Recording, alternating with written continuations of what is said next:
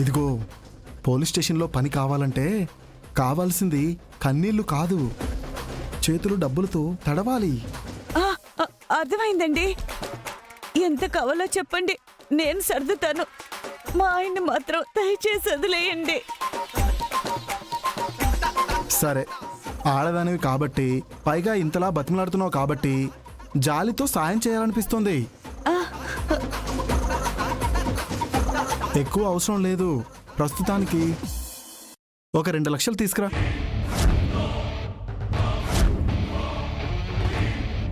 మా ఇన్స్పెక్టర్ గారిని నేను ఏదో ఒకటి చెప్పి మేనేజ్ చేస్తాను. 2 లక్షలా? ఓసే గౌరీ, బయటకు వచ్చాక ఎట్టో కట్ట సర్దుతాను లేవే.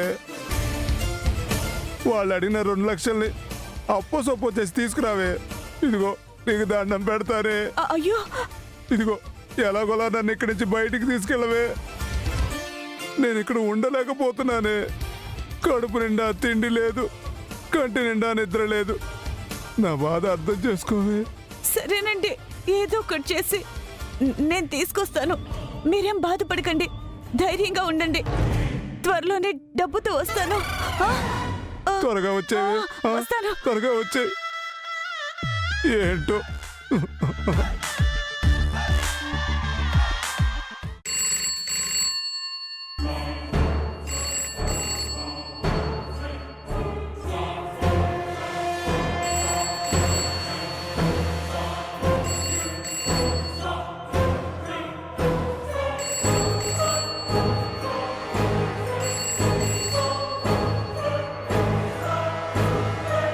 హలో హలో, రఘురామయ్య గారు ఉన్నారా? మీరు? నేను గోల్డ్ షాప్ నుంచి మాట్లాడుతున్నాను.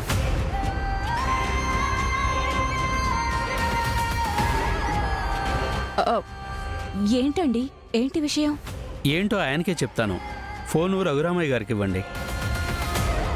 ఆయన పని మీద బయటికి వెళ్ళారు. విషయం ఏంటో చెప్పండి, నేను చెప్తాను. ఏం చెప్పాలమ్మా? మోసం చేశారు, నమ్మకంగా డబ్బులు కొట్టేశారు. అమ్మో, వీడికి విషయం తెలిసిపోయినట్టుంది. మోసమా? మోసం ఏంటి? మా ఇంట్లో అలాంటి వాళ్ళు ఎవరూ లేరు. లేరనే నేను అనుకున్నాను. పైగా రఘురామయ్య గారు చెల్లెలంటే ఆవిడని ఎలా అనుమానిస్తామని బంగారం చెక్ చేయకుండానే డబ్బులిచ్చి పంపించాము. తీరా చూస్తే అవి రోల్డ్ గోల్డ్ నగలు. నిజానికి నేను నేరుగా పోలీస్ స్టేషన్కి వెళ్ళి ఫోన్ చేయాలి. కానీ ఆ పెద్ద మనిషి మీద ఉన్న గౌరవంతో ఆయనకే ఫోన్ చేసి చెప్దామని ఫోన్ చేశాను. ఇలాంటి విషయాలు పెదనాన్న వరకు ఎందుకులేండి. సాయంత్రం వరకు మీరు వెయిట్ చేయండి, మీ డబ్బులు నేను మీకు తెచ్చిస్తాను. అలా ఎలాగమ్మా? ఆయన గారి చెల్లెలు అంత పని చేసిందని రఘురామయ్య గారికి తెలియాలి కదా. అది అయ్యో, ఇందులో ఆమె తప్పేమీ లేదండి. నేనొచ్చి మాట్లాడతాను. ప్లీజ్ అండి, సాయంత్రం వరకు కొంచెం వెయిట్ చేయండి. దయచేసి మా పెదనానికి మాత్రం ఫోన్ చేసి చెప్పకండి. నా వాళ్ళు ఇలా చేశారని ఆయన చాలా బాధపడతారు. సరే, సాయంత్రం వరకు చూస్తాను. నా డబ్బు నాకు రాలేదంటే నేరుగా ఇంటికొచ్చి ఆయన చేతిలో నగలు పెట్టి ఆయన్నే న్యాయం అడుగుతాను. ఖచ్చితంగా మీ డబ్బులు మీకు సాయంత్రంలోగా వచ్చేస్తాయి. ఉంటానండి.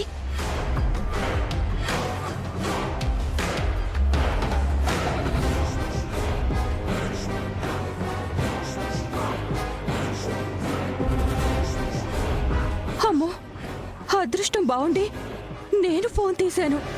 అదే మా అత్తయ్య తీసుంటే ముందు నన్ను చంపేసి ఆ తర్వాత మా అమ్మా నాన్నని చంపేసేది.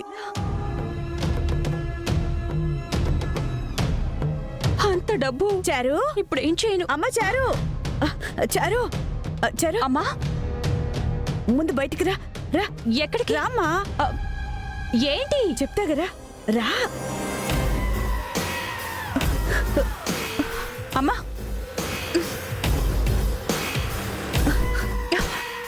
ఏంటమ్మా? పరిస్థితి ఏం బాలేదే. ఇక్కడ నా పరిస్థితి బాలేదు. అసలు ఎందుకు వచ్చావో చెప్పు. కన్న తల్లి ఇంటికొస్తే ఎందుకొచ్చావంటావేంటే? ఇదిగో, నేను అసలే నా బాధల్లో నేనున్నాను. విసిగించకుండా విషయం ఏంటో చెప్పు. ఏం చెప్పమంటావమ్మా? ఉదయం సాయంత్రం తిండి పెట్టినా పెట్టకపోయినా మీ నాన్నని పూట పూట రాళ్ళగొడుతున్నారంట. కళ్ళల్లో నీళ్లు తప్ప ఒంటి మీద వాతలే కనిపించట్లేదు. అలాగే వదిలేస్తే మీ నాన్న లాకప్ డెత్ అయిపోయేలా ఉన్నారు. అందుకే అక్కడ కానిస్టేబుల్తో మాట్లాడితే ఓ 2 లక్షలు ఇస్తే ఏదో ఒకటి చేసి మీ నాన్నని విడిపిస్తామన్నారు. ఇప్పుడు ఆ 2 లక్షలు నన్ను అడుగుదామని వచ్చావా? నా దగ్గర లేవు. నా దగ్గరున్నాయే.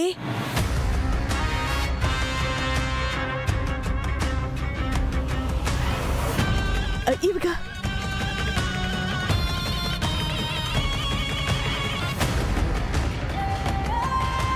నానా బాధలు పడి ఈ డబ్బులు తీసుకొచ్చాను. నేనే తీసుకెళ్ళి ఇచ్చేదాన్ని గాని నీ మీద మీ నాన్న బాగా కోపంగా ఉన్నాడు. నన్ను లాకప్లో వేసినా నా కూతురు పట్టించుకోవట్లేదని. అందుకే నువ్వే వెళ్ళి ఈ డబ్బు కట్టి మీ నాన్నను విడిపించుకురా. అమ్మా అమ్మా, నువ్వు మామూలు అమ్మవి కాదమ్మా. ఇటువు. తీసుకో.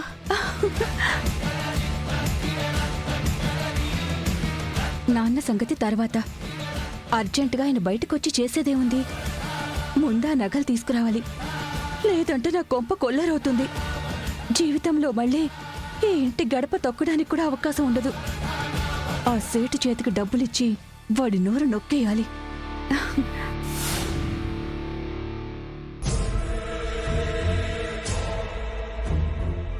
ఏమ్మా, ఆ రోజు రఘురామయ్య గారి చెల్లెలతో వచ్చింది నువ్వే కదా?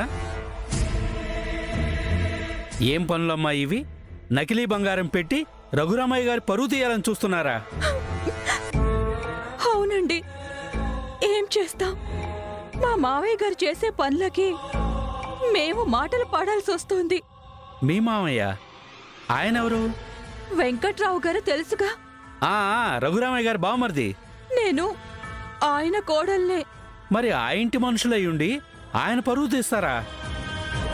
అదే నేను పోలీస్ కంప్లైంట్ ఇచ్చుంటే? ఇందులో మా తప్పేమీ లేదండి. మా మావయ్య గారు తెలుసుంటే ఆయన అలవాట్లు కూడా తెలిసే ఉంటాయిగా. తాగి తిరుగుతా ఉంటాడు. అదే, ఆ తాగుడు కోసమే ఆయన చేసిన పనండి ఇది. ఏంటమ్మా నువ్వు చెప్పేది? అవునండి, మా అత్తయ్యకి తెలియకుండా తాగడానికి బంగారం అంతా తీసుకువెళ్ళిపోయి తాకట్టు పెట్టి మాకెవ్వరికి అనుమానం రాకుండా నకిలీ బంగారం తీసుకొచ్చి ఇంట్లో పెట్టారంట. ఆ విషయం తెలియక అవి తీసుకొచ్చి మేము మీ దగ్గర తాకట్టు పెట్టేశాం. నిజమా? లేదంటే నకిలీ బంగారం తాకట్టు పెట్టాల్సిన కర్మ మా అత్తయ్యకేంటి చెప్పండి? అవును, నిజమే కదా. నాకు అదే అనుమానం వచ్చిందమ్మా. రఘురామయ్య గారి చెల్లెలు ఇలాంటి పనులు చేయడం ఏంటా అని. ఈ విషయం మా అత్తయ్యకి కూడా చెప్పలేదండి. మా మావయ్య ఇలా చేశాడని తెలిస్తే అవమానంతో ఎక్కడ ఆత్మహత్య చేసుకుంటుందో అని చాలా భయం వేసింది. అయ్యయ్యో, వద్దమ్మా, చెప్పొద్దు. అసలే పరువుకి ప్రాణం ఇచ్చే మనుషులు. ఎదుగోండి మీ డబ్బు. ఈ బంగారం నకిలీదని మా అత్తయ్యకి గాని ఇలా తాకట్టు పెట్టామని మా పెదనాన్నకి గాని దయచేసి తెలియనివ్వకండి. అయ్యయ్యో, ఆ తాగుబోతు చేసిన పనికి ఆడవాళ్లు మీరు బాధపడాల్సి వచ్చింది కదమ్మా.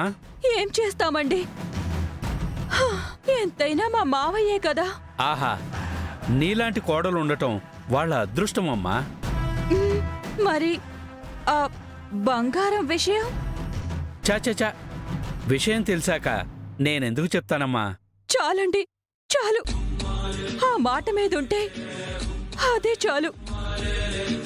మా పరువు తీసిన ఆ బంగారం ఇస్తే ఆ? అదే నకిలేవి నేను తీసుకుపోతాను. ఉండమ్మా, ఇస్తాను. కృష్ణ, ఆ బాక్స్ ఇలా ఇవ్వు.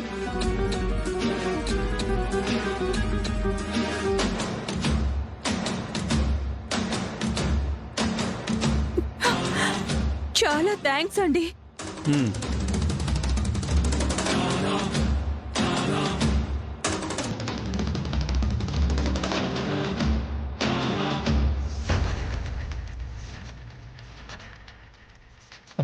నమస్తే సార్, రండి కూర్చోండి.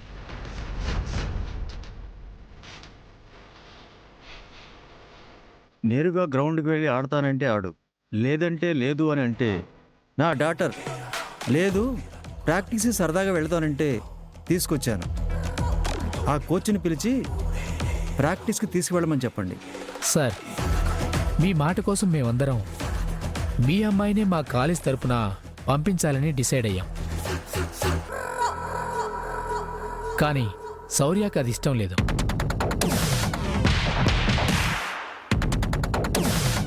తనకి రామలక్ష్మిని పంపించాలనుంది. వాట్? రామలక్ష్మినా? అవును. ఆ అమ్మాయి మంచి ప్లేయర్. తనని పంపిస్తే స్టేట్ లెవెల్లో కప్పు తీసుకొస్తుందని శౌర్య అంటున్నాడు. మా అమ్మాయిని పంపించాలని మనం డిసైడ్ అయ్యాక అతను ఎవరినో పంపించాలనుకోవడం ఏంటి? నిజానికి ఆ అమ్మాయి కాలేజీలో బెస్ట్ ప్లేయర్ సార్. పైగా శౌర్య ఆ అమ్మాయి ఇద్దరు ప్రేమించుకుంటున్నారు. ఓ రియల్లీ? ఎస్, పెళ్లి కూడా చేసుకోబోతున్నారు. చైర్మన్ గారు మీ మాట కాదనలేకపోవచ్చు. మేమందరం అస్మితనే పోటీకి పంపించాలని ఫిక్స్ అవ్వచ్చు. కానీ శౌర్యకి రామలక్ష్మిని పంపించాలని ఉంది కాబట్టి అతను సెలెక్టర్ల దగ్గర మాట్లాడొచ్చు. అతనేం చిన్న వ్యక్తి కాదు. ఒకప్పుడు నేషనల్స్ ఆడాల్సిన వ్యక్తి. ఏవో కారణాల వల్ల ఆ స్థాయికి వెళ్ళలేకపోయినా అతనుకుండే గౌరవం అతనుకుంటుంది. ఇప్పుడేం చేయమంటారు? అతని మనసులో రామలక్ష్మి ఉంది. ఆ ఆలోచనని డైవర్ట్ చేయగలిగితే నువ్వు స్టేట్ లెవెల్ ఆడటానికి line clear అయినట్లే.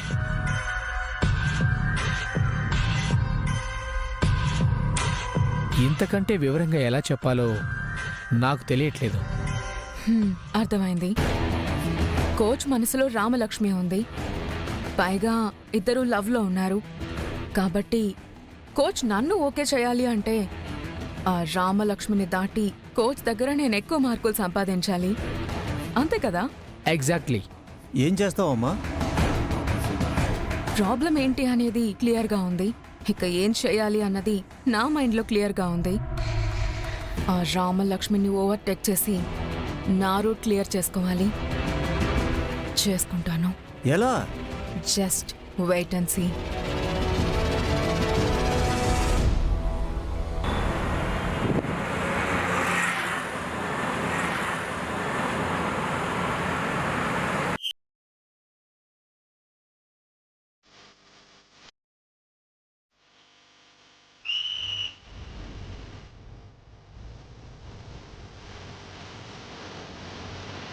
Come on, come on, come on. Atu. Come on, come on. Come on, girls. Move.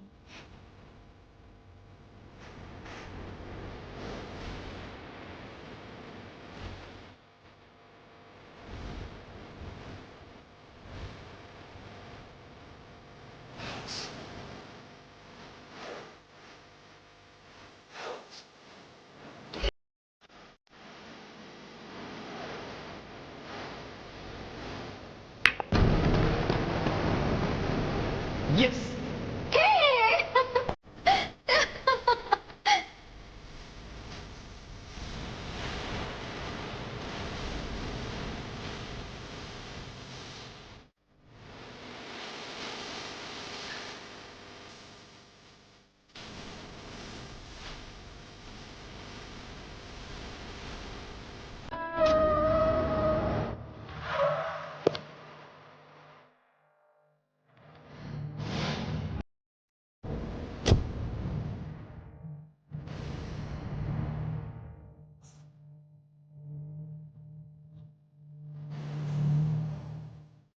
Coach నన్ను ఓకే చేయాలి అంటే ఆ రామలక్ష్మిని దాటి కోచ్ దగ్గర నేను ఎక్కువ మార్కులు సంపాదించాలి.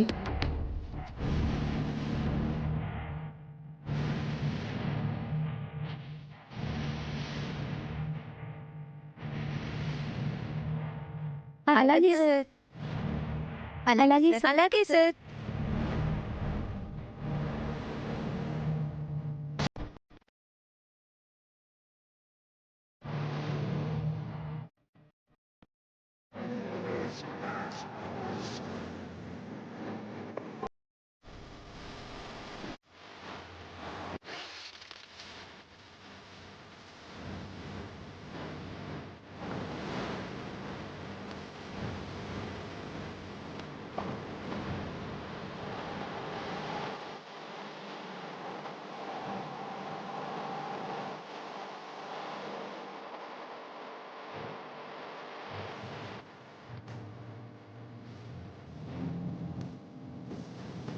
జాగ్రత్తగా కాన్సన్ట్రేట్ చేసి ఆడండి, ఓకే?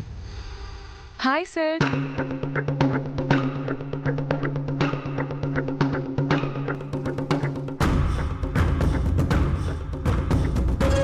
నేను కూడా ఈ రోజు నుంచి రెగ్యులర్గా ప్రాక్టీస్ చేయాలనుకుంటున్నాను సార్. నువ్వా? మీ డౌట్ నాకు అర్థమైంది సార్.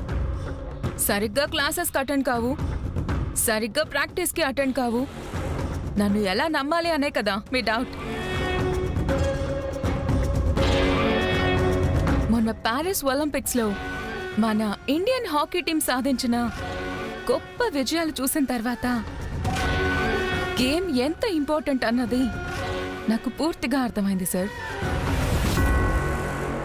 ఈ ఒక్కసారికి నమ్మి చూడండి sir. Please give me a chance to prove myself sir. సరే.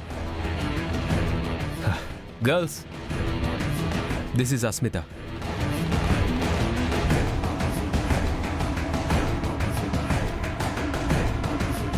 తను కూడా మంచి ప్లేయర్ అని మీలో చాలామందికి తెలిసే ఉంటుంది.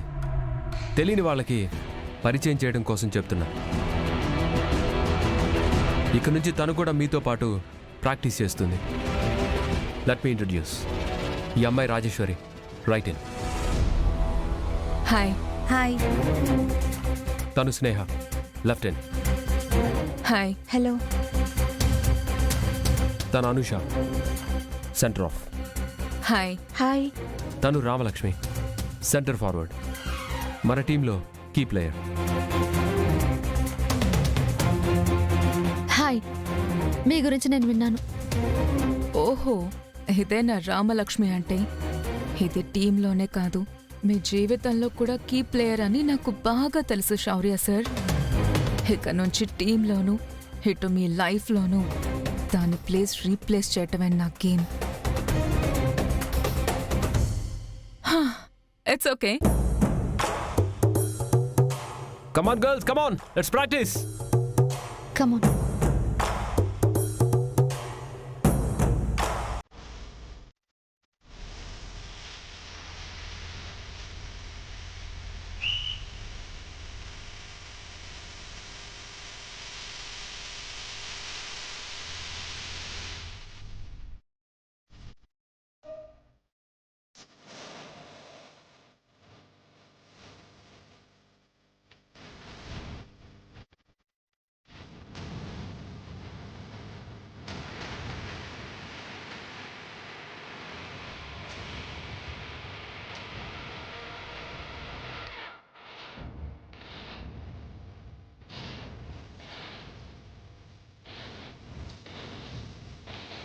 Come on, come on, come on. Yeah! Good shot. Good shot, Ramalakshmi.